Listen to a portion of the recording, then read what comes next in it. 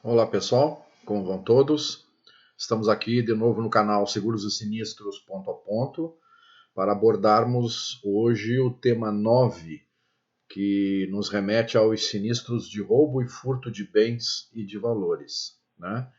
Procedimentos de regulação, já que o tema 9 envolve regulação de sinistros, né? Para corretores de seguros, sempre o viés é mostrar ao corretor o que ele precisa conhecer para poder acompanhar e administrar melhor a regulação desse sinistro, né? E como é o primeiro vídeo do tema de roubo e furto de bens e valores, nós temos que começar primeiro com a interpretação e categorização desses eventos, para que então a gente possa entrar com mais cuidado nos demais assuntos, né? E sempre lembrando, ali nessa primeira tela, vocês têm um link que remete vocês ao vídeo que inaugura o canal, onde a gente faz a abordagem de como nós vamos trabalhar os temas todos, né, de que forma, com que frequência, e apresentando todos os 12 temas, né? Então eu recomendo que vocês deem uma olhada neles para se inteirar melhor, façam a sua inscrição, né? Façam seus comentários e deem o seu like se gostarem dessa proposta aqui que a gente pretende dar início, né? Sempre lembrando, nós estamos agora no tema 9, envolvendo sinistros, regulação de sinistros, né? Então vamos evoluir para esse caso aqui e vamos tipificar os sinistros. Primeiro vamos fazer uma definição do que é o roubo, né? Porque o roubo e o furto, eles têm diferenciação. E é muito comum as pessoas, quando comentam ou quando o cliente retorna para nós, dizendo assim, a minha casa foi roubada, eu fui roubado, né? O meu carro foi roubado, né? E nem sempre o termo é o mais adequado. O cliente, ele não tem problema, ele pode abordar do jeito que ele achar. É que nós é que devemos, mediante alguns questionamentos, interpretar de maneira correta o que ele está dizendo, porque nós temos que passar isso para o segurador. E para o segurador, a informação tem que ser adequada, correta, para evitar já no início, né, do processo de regulação já um equívoco quanto à classificação, né? Então, assim, o roubo, ela é uma ação mediante violência à pessoa ou ameaça, fazendo uso de arma de fogo ou arma branca, que via de regras é uma faca, por exemplo, né? Ou qualquer outro objeto que possa causar intimidação. Por exemplo, um bastão de beisebol, né?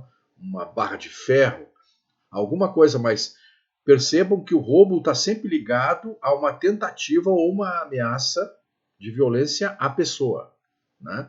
Ou seja, se roubaram a minha casa é porque eu estava presente, né? Se roubaram o meu carro é porque eu estava dentro do carro, né? Essa é a ideia, né?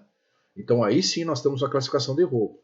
Agora, quando nós estamos diante de um furto qualificado, né? Aí o que acontece? É uma ação que não ocorre na presença da pessoa, tá? Entretanto, para o ingresso no local, tá? Por exemplo, no imóvel, na nossa residência, uma residência de fim de semana, uma casa de praia, ou num recinto de um escritório, ocorre o rompimento de portas ou janelas, né? O estouro dessas estruturas, né?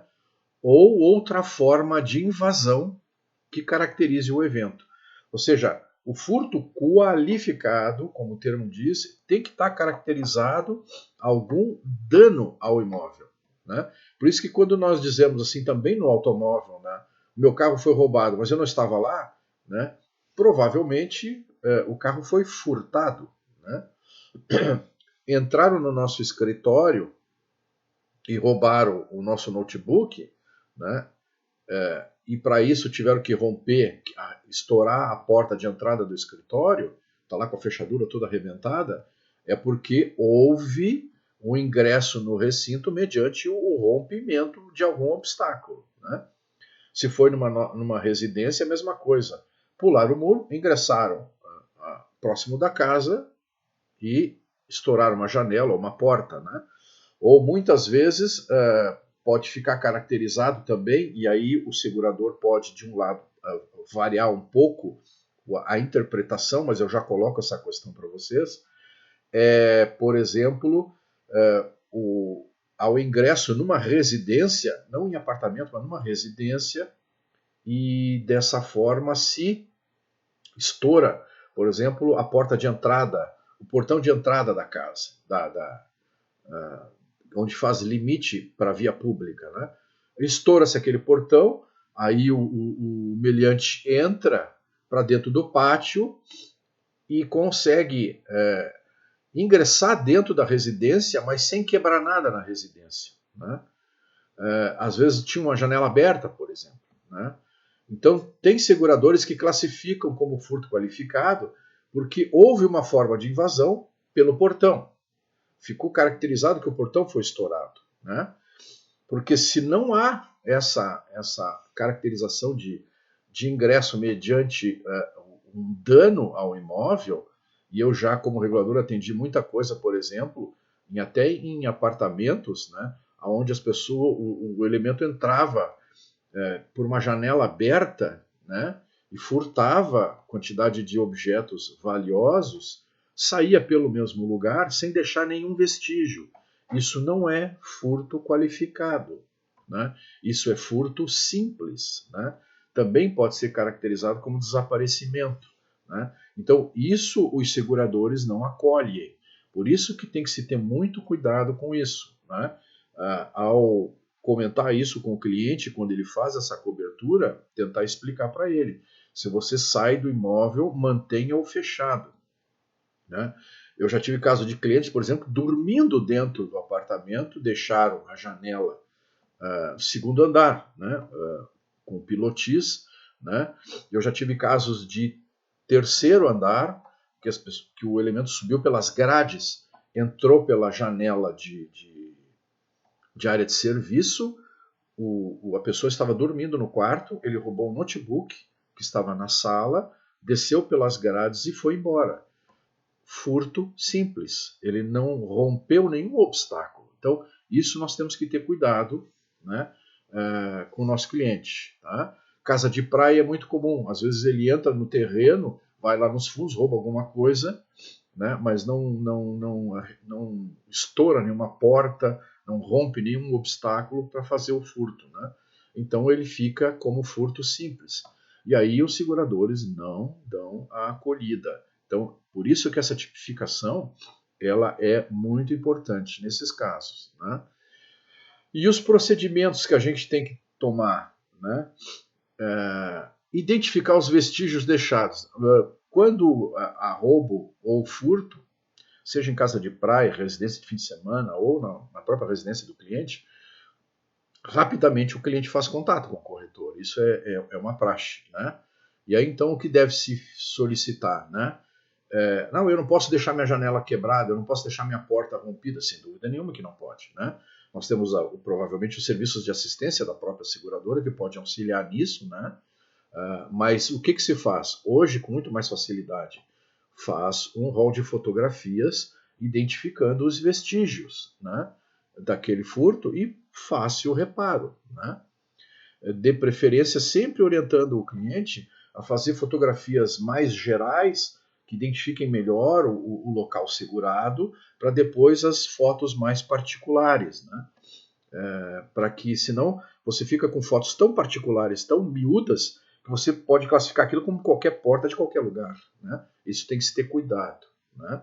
Então, identifica os vestígios e toma providência, chama assistência, né, da seguradora, se houver esse produto incluído, né, esse serviço, né? Senão, o cliente pode fazer o reparo, né, e apresentar as despesas junto com o processo de regulação para o regulador de sinistro, né? Registro fotográfico logo após constatado o evento é o meio de prova mais caracterizador. Por quê? Porque nós estamos com os vestígios. Às vezes os elementos entram nas residências e vasculham tudo, deixam tudo esculhambado. O que acontece? Às vezes a gente vai até o local, quando chega lá, a casa está um brinco, né? Ainda fizeram até faxina, né, para receber o regulador, né? Infelizmente, isso não é uma alternativa muito boa. Se a gente tem o ambiente todo desarrumado, né, a gente pode até perceber. Aí o cliente diz, olha, aquela máquina fotográfica roubaram do meu guarda-roupa. Tu chega lá, tu vê que as gavetas são todas reviradas, ele aponta o local da gaveta que foi furtado, enfim. Né? Mas se não é possível, faça as fotos, um registro fotográfico ou até filmográfico, se possível, né? E aí depois então faz a rearrumação, porque normalmente as senhoras, as donas de casa, não gostam, né, de ver a sua residência toda bagunçada. Né? E aí então se faz a arrumação. Né? Ou seja, a ansiedade de colocar as coisas no lugar, ela pode às vezes prejudicar. Por isso que é muito importante este procedimento, né, no sentido de deixar isso bem caracterizado.